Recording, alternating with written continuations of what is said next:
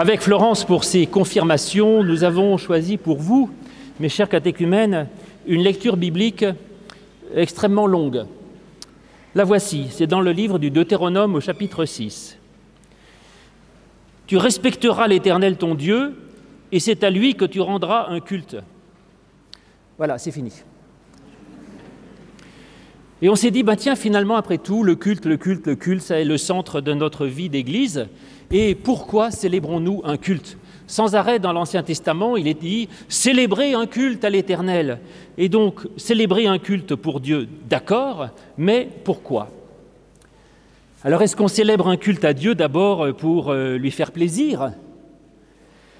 J'ai des doutes là-dessus. Est-ce que Dieu a vraiment besoin qu'on se rassemble dans des églises pour chanter des cantiques à sa gloire ?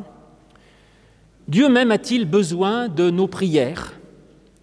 Dieu a-t-il besoin qu'on le loue, qu'on lui dise qu'il est formidable, qu'il est grand, qu'il est aimant, qu'il est généreux, qu'il est...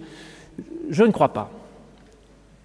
Mais je pense que célébrer Dieu, c'est avant tout se mettre à son écoute, chercher se mettre dans sa présence bienveillante. De même, si on rentre dans un magasin, ce n'est pas pour faire plaisir aux marchands. On ne va pas dans un concert en se disant « j'y vais parce que je vais applaudir un tel ou un tel ». On applaudit le musicien parce qu'on a bien apprécié ce qu'il donne. Et bien de même, c'est pareil, si on vient au culte pour louer Dieu, c'est reconnaître d'abord tout ce qu'il peut nous faire. Et c'est dire combien, oui, pour moi, Dieu est grand et formidable. Alors pour vous, mes catéchumènes, c'est compliqué parce qu'on vous demande de confirmer à une date fixe. Bon, vous avez eu déjà 2 mois de plus par rapport au mois de juin pour vous préparer, mais tout le monde n'a pas une foi exceptionnelle à 15 ans, 16 ans, et non plus, je vous rassure, à 50 ans, ni à 70, ni à 95. On fait ce qu'on peut, et cette reconnaissance de ce Dieu grand, ça peut être une grande reconnaissance ou un petit soupçon d'idée de peut-être je pourrais être reconnaissant, peu importe. Mais en tout cas, se réunir pour dire merci, c'est bien. D'abord parce que c'est bien d'être reconnaissant, et c'est toujours bien de remercier. Et puis, dire merci, c'est se mettre en position de pouvoir recevoir encore et encore. Alors, va-t-on au culte ou prie-t-on Dieu pour obtenir quelque chose de lui ? Du coup, c'est peut-être ça, j'y vais parce que ça m'apporte. À la base, non. Mais moi, je vous dis quand même que si vous entrez en relation avec Dieu, vous aurez énormément. Ça vous apportera beaucoup. Donc, c'est un paradoxe, si vous voulez. À la fois, je pense que la foi, ça donne énormément dans une vie, mais si vous dites « je vais chercher Dieu pour que ça m'apporte quelque chose », ça ne marchera pas. C'est-à-dire que la foi, on la trouve que si on arrête de se dire « ça va m'apporter quelque chose ». Je ne sais pas si vous avez compris ce que je veux dire, mais c'est compliqué. Et de toute façon, l'Évangile, c'est compliqué. Jésus dit « qui veut sauver sa vie, la perdra ». Donc notre relation à Dieu nous apporte plein de choses, et surtout si on ne les cherche pas, c'est-à-dire si on entre en relation à Dieu gratuitement. Parce que louer Dieu, ça doit être gratuit, sans rien attendre. Si vous allez au culte en vous disant « j'espère que la prédication sera intéressante », vous avez énormément de chances, surtout si c'est moi qui prêche, d'être déçu. Vous direz finalement, ce n'était pas terrible. J'y vais parce que j'y vais, point. C'est comme ça, gratuitement. Et c'est juste, je dirais, un mouvement de joie d'être au bon endroit, au bon moment, et de faire ce qui est bien et juste. Alors, si une chose quand même, quand on va au culte, on lit la Bible, ou on prie, et ça, c'est quelque chose de bien, c'est pour nourrir notre foi. Je crois qu'il faut nourrir sa foi. Si on ne la nourrit pas, elle s'étiole, elle s'affaiblit. Et donc, il n'y a rien de très précis ou de particulier sur ce que le culte peut nous apporter ensuite, mais en fait, c'est bien de se nourrir, c'est bien de se nourrir de positif dans sa vie. Et je crois que quand on va au culte, pour moi en tout cas, j'y vais pour me nourrir de positif. Vous allumez la radio, la télé, machin, tout ce que vous voulez, que des mauvaises nouvelles, des horreurs, des catastrophes, des angoisses pour l'avenir. Et j'ai besoin d'avoir un lieu qui me nourrisse, où on me dit « mais tu es aimé, tu es gracié, et la beauté est possible, la joie est possible, la vie est possible, la liberté est possible. Et il y a dans la vie tellement de choses plus importantes que ce qui vous contrarie matériellement ici ou là, et que je ressors en me disant « chic, la vie est belle ». Eh bien, il n'y a pas beaucoup d'endroits dont vous pouvez sortir en vous disant que la vie est belle. Et donc, effectivement, c'est important de même que j'ai vite tendance, moi, pas vous bien sûr, mais à retomber dans mes habitudes égoïstes, à me préoccuper de moi et pas des autres, de mes intérêts et tout, et se rappeler de temps en temps que c'est pas mal d'essayer d'aimer son prochain. Eh bien, c'est pas idiot. De se rappeler de temps en temps que le pardon, c'est quand même une idée qui n'est pas idiote, ça fait du bien. Se rappeler qu'il vaut mieux essayer de faire la paix que la guerre, c'est bien aussi. Et donc, toutes ces choses essentielles qu'on a tendance à oublier. Se rappeler l'essentiel que le plus important dans la vie n'est pas le visible, que le plus important dans la vie, ce n'est pas ce que nous accumulons, ce n'est pas les diplômes brillants que vous êtes en train d'essayer de préparer ou que vous espérez avoir, mais que le plus important, c'est au fond de soi-même, ce que l'on est, et qui que vous êtes, vous, les uns ou les autres, toi, Alice, toi, Guillaume, toi, Émilie, toi, Augustin, les autres, eh bien, Dieu vous aime et vous appelle par votre nom. Vous êtes unique, infiniment important et aimé. Voilà. Alors oui, cela dit, pour les diplômes, je ne vais pas vous inciter à ne pas en avoir, parce que vos parents sont là. Pour les diplômes, on peut travailler. Pour être musclé, on peut faire du sport. Pour avoir de l'argent, on peut aussi bosser pour en gagner. Mais si tout ça n'est pas l'essentiel, que fait-on pour l'essentiel de notre être, qui est la profondeur de notre âme ? Eh bien, pour ça aussi, je crois qu'il faut consacrer du temps. Il faut lui donner de la nourriture, il faut l'instruire, l'accompagner, l'éduquer. Et ça, c'est essentiel. Et c'est en tout cas au moins aussi important et peut-être même plus que ce qu'on vous apprend à l'école. Et puis voilà, enfin, célébrer un culte à l'Éternel, c'est entrer en relation avec lui, c'est parler à Dieu, c'est l'écouter, c'est penser à lui, c'est le chercher, c'est entrer en dialogue avec lui. Quelle chance incroyable! Vous pouvez vous entretenir avec le maître du monde. Vous savez, comme les gens savent que je connais beaucoup de monde, sans arrêt des gens me disent « Tiens, tu ne pourrais pas me mettre en relation avec le directeur de machin truc, etc. » Eh bien, là, je peux vous mettre en relation avec la personne la plus importante du monde. C'est quand même pas rien, zut, quoi. La plus grande du monde et depuis toujours. Chance incroyable. Dieu est immense, mais il pose son regard sur vous. Il vous considère, il ne vous regarde pas comme rien, et il est même prêt à vous écouter et à vous parler. Et quand Dieu nous parle, eh bien, il dit des choses formidables, et ça peut changer la vie. Et puis, enfin, et au culte, dernière chose, pas la moindre, c'est qu'on n'est pas tout seul. Il y a des frères et des sœurs qui partagent un peu notre foi, notre regard sur le monde. Et là aussi, quelle chance de pouvoir partager avec tant d'amis la plus belle nouvelle du monde, que nous sommes aimés. Et rien que pour ça, eh bien, je viendrai bien tous les dimanches. Voilà le culte, mes amis, c'est pour moi, dans un monde gris, la fenêtre du prisonnier qui est dans sa cellule, où tout est gris et il y a une fenêtre qui donne sur le ciel bleu. Et il regarde par ce ciel bleu, il n'est peut-être pas entièrement dehors, mais il voit que le ciel bleu existe et ça le rend joyeux.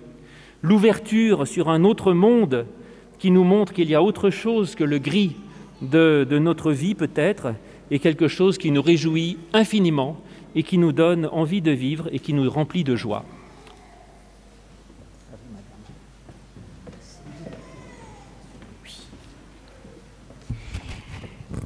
Donc, aller au culte. Oui, c'est bien aller au culte, mais en réalité, qu'est-ce qui se passe pendant le culte? Alors, vous avez bien quelques idées. Alors, on avait aussi choisi de prêcher sur le culte parce qu'aujourd'hui, on devait inaugurer, mais depuis un certain temps, on le fait ici à l'Étoile, une nouvelle liturgie, en tout cas des nouveaux spontanés ou des nouveaux réponses. Vous savez, c'est ces chants qu'on tente toutes les semaines la même chose. Alors, il y a plein de paroisses qui chantent suivant les temps, qui les changent, et puis au moins tous les 3-4 ans. Moi, ça fait 12 ans que je suis là, ça n'avait jamais été changé. Donc, voilà. Donc, vous auriez dû avoir des jolis livrets qu'on est censé garder plusieurs années Mais comme on n'a pas le droit de faire circuler du papier, ben vous avez des feuilles qu'on met à la poubelle après. Mais quand même, c'est intéressant parce que vous avez tout l'ordre du culte.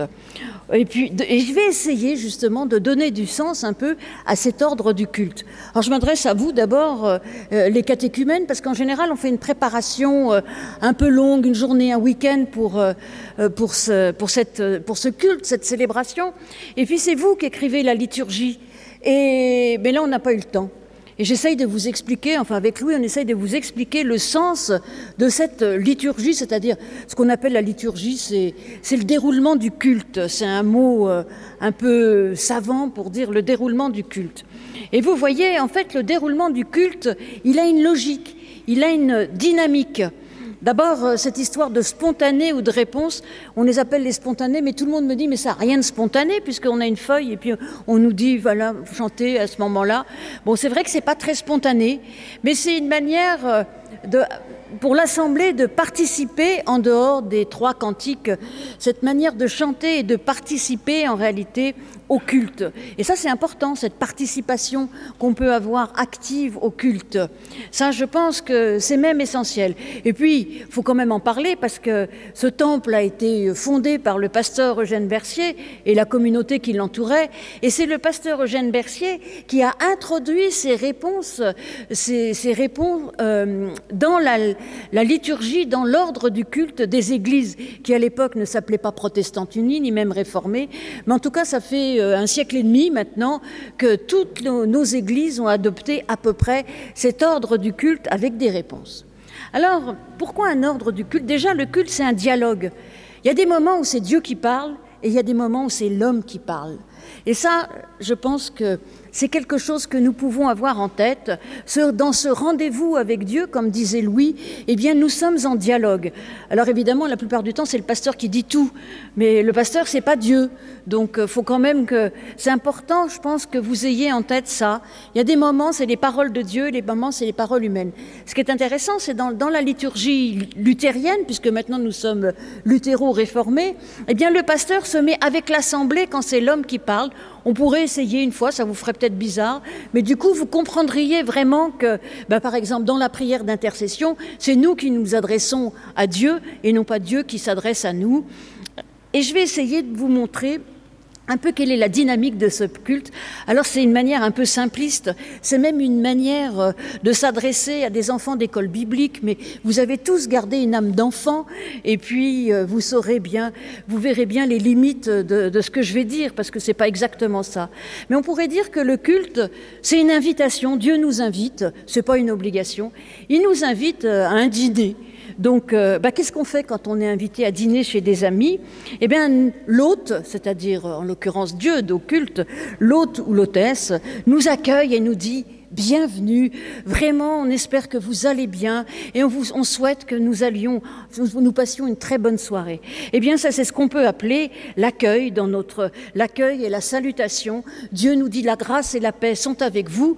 Je ne sais pas si vous accueillez les gens comme ça chez vous, ça ferait peut-être un peu bizarre, mais en tout cas, vous voyez bien l'analogie. Et puis ensuite, eh bien, on répond. Ah merci, on est content d'être là. Merci, vraiment, on est heureux de vous retrouver, de savoir qu'on va passer une bonne soirée ensemble. Eh bien ça, c'est la louange. Puis vous pouvez m'en rajouter, oh c'est beau chez vous. Enfin bon, voilà, vous voyez. Eh bien la louange, c'est dire à Dieu combien on est content d'être là, combien on est content, eh bien, de lui dire merci en quelque sorte. Puis après... c'est un peu plus compliqué, cette histoire de loi, confession du péché, annonce de la grâce, que vous trouvez là. Vous avez tous les feuilles, comme ça vous pouvez suivre, hein. C'est bien. Donc la loi, elle n'est pas toujours dite quand on va chez les gens. Mais on sait bien qu'il y a une loi, on ne peut pas faire n'importe quoi, on ne peut pas aller se promener partout, il faut se tenir un peu correctement. Bon, ça c'est la loi au moment d'un repas.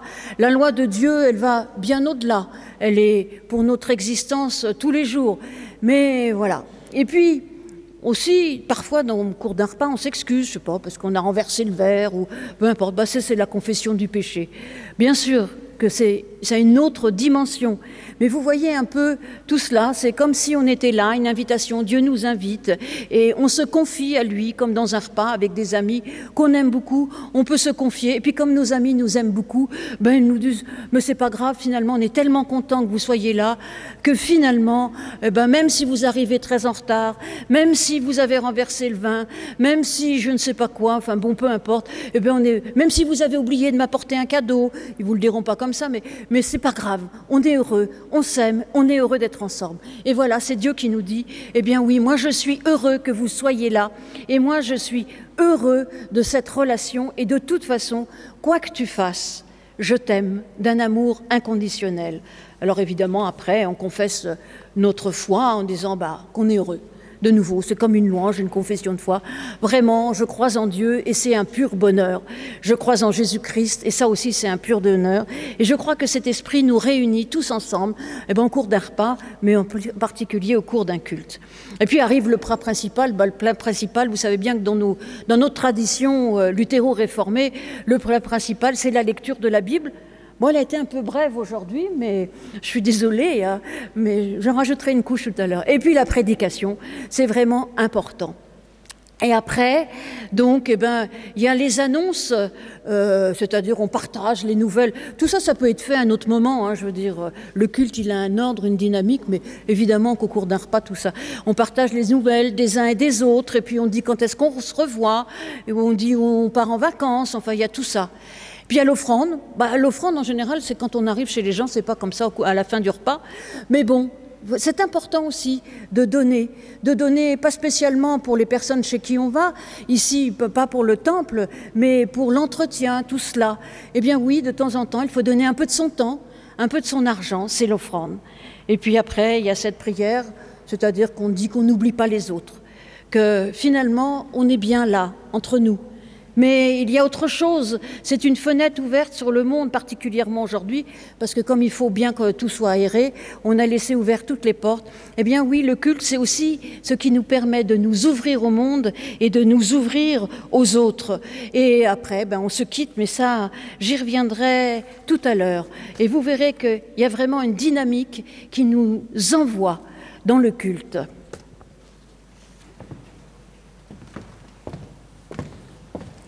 Bien, alors donc, effectivement, le culte, vous avez compris, c'est un dialogue un peu imagé entre Dieu et nous. Mais en fait, c'est comme toute notre vie spirituelle.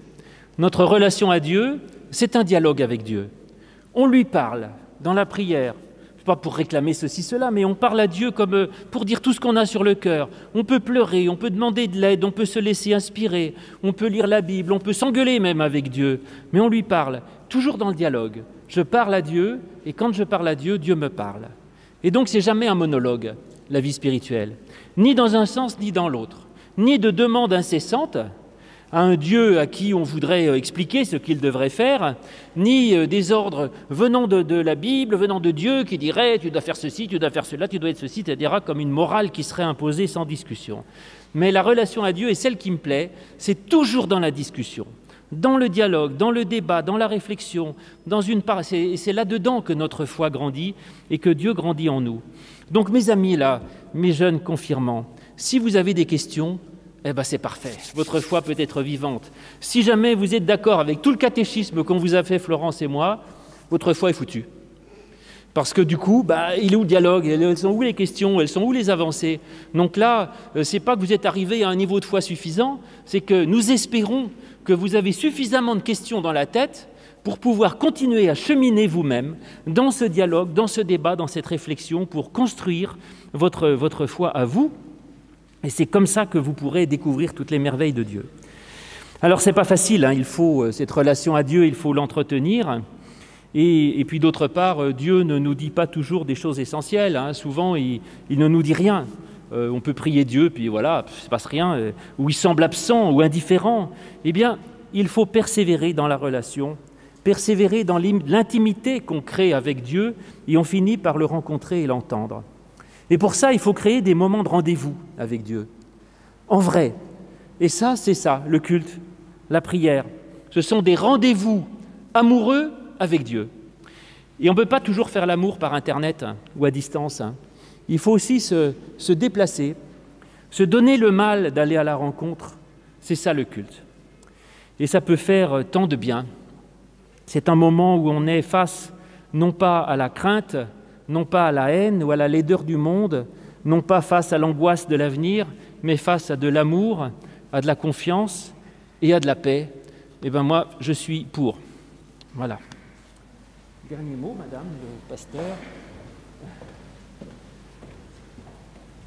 J'aurai le dernier mot, mais de toute façon, je suis d'accord avec ce que tu dis. Donc, le culte, c'est un rendez-vous amoureux. Mais comme tu l'as bien remarqué, on peut aussi avoir un culte personnel, c'est-à-dire que c'est aussi un rendez-vous entre nous, mais vous pouvez aussi avoir cette spiritualité personnelle.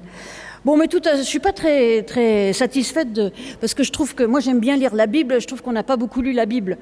Alors tout à l'heure, tu as dit célébrer un culte, c'est ça? Je crois, oui, célébrer le culte.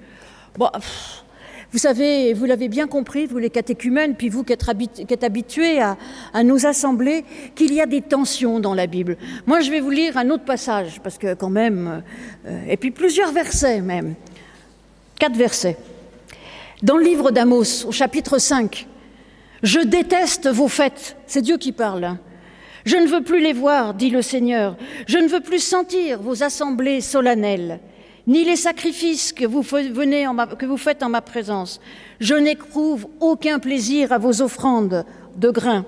Je ne regarde même pas le veau gras que vous m'offrez en sacrifice de paix. Éloignez de moi le vacarme de vos cantiques. Je ne veux plus entendre le son de vos harpes. Que le droit jaillisse comme une source, que la justice coule comme un torrent intarissable. » Alors, vous avez bien compris, il faut le remettre dans nos contextes, on ne fait plus de sacrifices, mais à l'époque, le culte, c'était ça. Et que veut dire Dieu quand il dit « je hais vos cultes » ? Eh bien oui, le culte, c'est indispensable, c'est un rendez-vous amoureux avec Dieu, comme l'a dit Louis. C'est vraiment quelque chose qui doit nous nourrir. Je pense même que, finalement, il y a des gens qui disent « moi j'ai la foi, mais je n'ai pas besoin d'aller au culte ou à la messe ». C'est un peu dommage, parce qu'à un moment donné ou à l'autre, je pense que ça s'étiole. En tout cas, personnellement, j'aurais du mal à vivre ma foi sans jamais aller au culte, à la messe, en tout cas dans une assemblée qui regroupe tous les chrétiens. Et on entend bien, par contre, dans ce passage, finalement, ce n'est pas le culte que Dieu hait. Parce que les mots sont forts, hein, c'est « je hais vos assemblées ». Donc, je ne veux plus entendre le vacarme de vos cantiques. Ce n'est pas ça tant que Dieu remet en cause. C'est la distorsion qu'il peut y avoir entre ce qu'on entend au culte, ce que l'on vit au culte, et ce qui se passe à l'extérieur, ce qui se passe dans nos vies. Tout à l'heure, je disais que j'allais revenir sur l'envoi. Eh bien oui, l'envoi à la fin du culte nous envoie dans le monde avec une mission où nous devons annoncer la parole de Dieu, en parole et en acte, c'est-à-dire que le droit jaillisse et la justice coule comme un torrent intarissable. Nous avons toutes et tous une mission dans notre monde, une mission de proclamer l'amour de Dieu et de montrer toute la force de l'amour de Dieu pour nous. Parce qu'au culte, nous recevons ça, allons, donnons à l'extérieur. D'ailleurs, j'ai employé beaucoup le mot de liturgie. Le mot liturgie, au début, ne veut pas du tout dire l'ordre du culte, ou je ne sais pas. Ça veut dire servir. Ça veut dire comme les ministres sont au service, comme les pasteurs sont au service. La liturgie, c'est le service. Avant d'être dans le domaine du religieux, c'est le service public. C'est c'est aider son prochain, c'est rendre service aux autres. Et je pense que c'est important qu'on ait gardé ce mot, même si en français on en a oublié la saveur, la teneur, parce qu'en effet le culte est là aussi pour nous rappeler que nous avons besoin de nous entraider les uns les autres, et nous avons besoin de montrer que cette entraide va au-delà de nos murs. Ainsi la liturgie, elle a un sens, elle a une dynamique qui nous envoie pour annoncer la parole de Dieu en parole et en acte. D'ailleurs, en hébreu, le mot « parole », dabar, signifie certes « parole », mais il signifie aussi « action ». Donc, allons-y, allons dans le monde. On a reçu énormément, alors, oui, nous pouvons à notre tour donner encore et encore. Alors oui, nous pouvons en effet aller au culte, mais surtout lorsque nous sortons de ce culte, lorsque nous ouvrons les portes et que nous allons dans le monde, ne pas oublier tout ce que nous avons reçu. Alors, chers catéchumènes, je ne sais pas si vous avez beaucoup reçu avec nous, mais j'espère que vous avez reçu un petit peu de ce message de l'amour de Dieu, de tout ce qu'il peut faire dans votre existence et tout ce qu'il vous invite à faire dans le monde qui vous entoure. Et donc on vous souhaite plein de belles et de bonnes choses dans votre existence et on espère qu'on se reverra de temps en temps pour ces petits rendez-vous amoureux que sont les cultes.